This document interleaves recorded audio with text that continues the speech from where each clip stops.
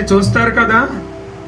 నువ్వు ప్రార్థన చేస్తే వారు ప్రార్థన చేస్తారు, నువ్వు వాక్యం చదివితే వారు వాక్యం చదువుతారు, నువ్వు పాట పాడితే వారు పాట పాడాలని నేర్చుకుంటారు. నువ్వు ఏది చేస్తే బిడ్డలు అది చేస్తారు. నువ్వు ఉపవాసం ఉంటే పిల్లవాడు ఉపవాసం ఉండటం నేర్చుకుంటాడు. నువ్వేది చేస్తే వారు అది చేస్తారు. ప్రియులారా, బిడ్డలు నిన్ను చూస్తారు. మనం పుస్తకాలు చదివితే బిడ్డలు మన వల్ల చదువుతారు, తెలుసా?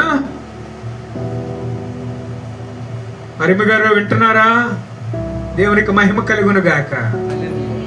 అవును, బిడ్డలు మన వల్ల చూస్తూ ఉంటారు. భార్యాభర్తలు గొడవాడుకుంటున్నారంట. ఈయన అన్నం ప్లేట్ ఇసిరేసాడంట, ఆమె గంటి ఇసిరేసిందంట. పిల్లవాడు ఆడుండి ఇటు చూస్తున్నాడు.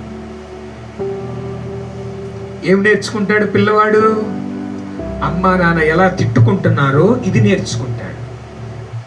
మా అమ్మ గంటి భలే ఇసిరిందిరా, కరెక్ట్ మన తలకెళ్ళి తగిలింది. వాడు చప్పట్లు కొడుతున్నాడంట. వాడికి ఏం తెలుసు? ఈయన మళ్ళీ ఇంకా ఆగుతాడా? ఈయన ఇంకోటి తీసుకొని వేస్తున్నాడంట. ఆమె తగ్గుతుందా? ఆమె తగ్గట్లేదు. పిల్లలు మన వల్ల చూస్తారు. నువ్వు ప్రార్థన చేస్తే నీ పిల్లవాడు ప్రార్థన చేస్తాడు. నువ్వు బైబిల్ గ్రంథము చదివితే పిల్లవాడు బైబిల్ గ్రంథము చదువుతాడు. మన పిల్లలు మన వల్ల గమనిస్తున్నారు.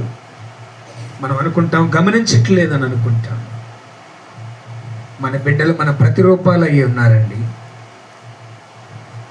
మన బిడ్డలు మన ప్రతిరూపాలు అయి ఉన్నారు.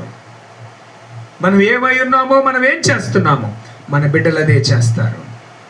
భవిష్యత్ తరాన్ని దేవుడి కోసం ఏర్పాటు చేయాలంటే దేవుని చేతిలో పెట్టాలి.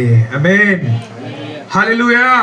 బలవంతుని చేతిలోని బాణముల అంటే వారు అని అంటే ఆ బాణము మన పిల్లలైతే విల్లు దేవుడై ఉన్నాడు. గట్టిగా చప్పట్లు కొట్టండి ఒకసారి.